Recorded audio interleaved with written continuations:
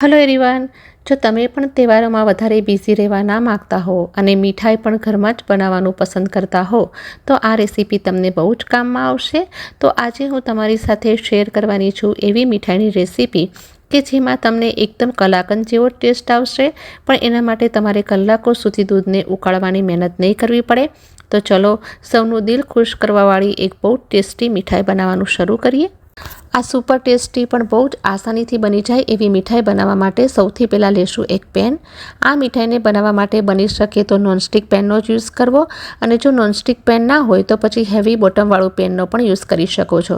તો પહેલાં પેનને ગેસ પર નહીં મૂકીએ, એમાં થોડી વસ્તુઓ એડ કરશું. તો સૌથી પહેલાં હું લઈ રહી છું દૂધ.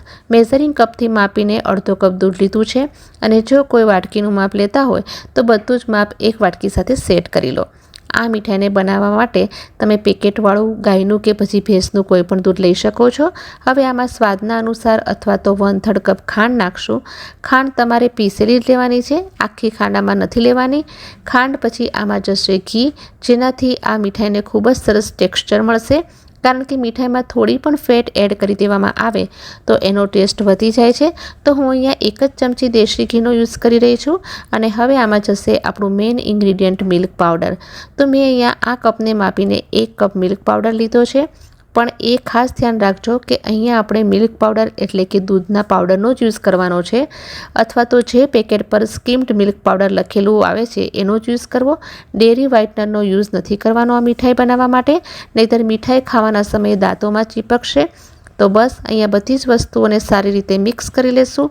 આ પ્રોસેસ આપણે પેનને ગેસ પર ચડાવ્યા પહેલાં જ કરવાની છે. જો ગેસ પર ચડાવ્યા પછી આપણે બધી જ વસ્તુઓ મિક્સ કરશું તો આ બધી જ વસ્તુઓ તળિયે ચોંટી જશે જલ્દીથી, અને સારી રીતે મિક્સ પણ નહીં થઈ શકે, કારણ કે આ બહુ જ જલ્દીથી કૂક થવાની શરૂ થઈ જાય છે.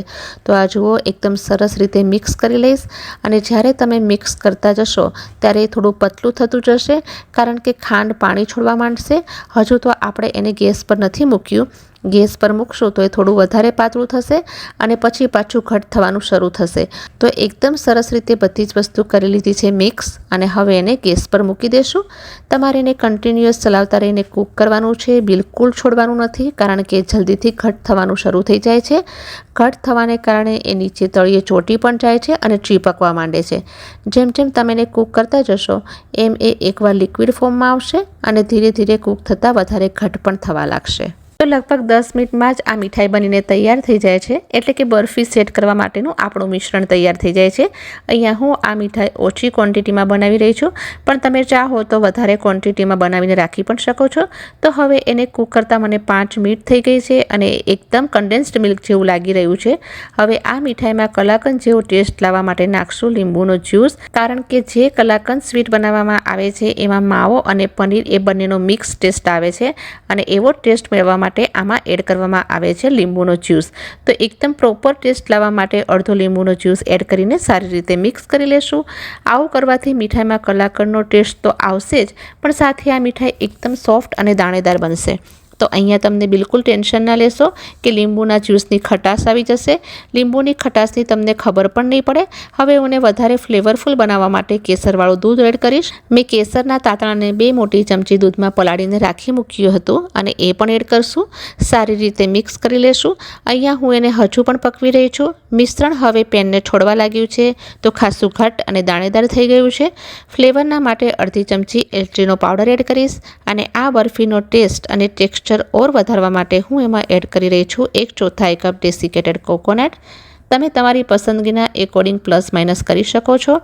નાળિયેરનો પાવડર નાખવાથી આ મિશ્રણ વધારે ઘટ થઈ ગયું છે, તમે જોઈ શકો છો, અને દાણેદાર પણ થઈ ગયું છે.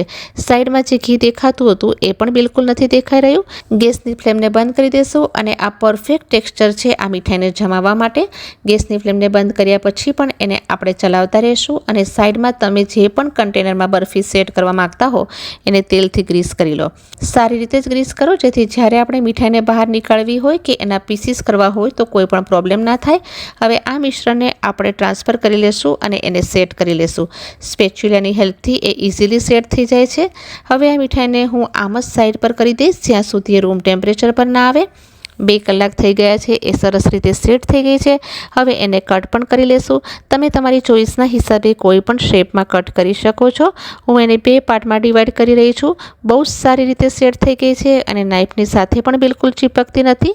તો આ જુઓ, ડ્રાય ફ્રૂટથી એના ઉપર ગાર્નિશિંગ કરી લેશું. શું ટેક્સચર આવ્યું છે અને એને પોતાનું ઘી બિલકુલ સેપરેટ નથી કર્યું અને પરફેક્ટલી સેટ થઈ છે. હું તમને એક પીસ તોડીને પણ દેખાડું છું. ઇઝીલી તૂટી રહી છે. બહુ સરસ ટેક્સચર સાથે આ મીઠાઈને તમે જો મોંમાં મૂકતા જ મેલ્ટ થઈ જશે.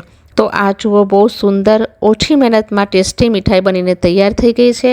તો આવનારી આ રક્ષાબંધનના તહેવારમાં તમે પણ રેસીપી જરૂરથી ટ્રાય કરો. ઘરમાં બધાને બહુ જ પસંદ આવશે. અને જો કલાકંદનો આ વિડીયો તમને પસંદ આવ્યો હોય તો પ્લીઝ વિડીયોને લાઇક, શેર અને સબસ્ક્રાઈબ કરવાનું બિલકુલ ના ભૂલશો. જલ્દીથી ફરી મળીશ આવી જ નવી રેસીપીની સાથે. Till then keep watching and stay happy.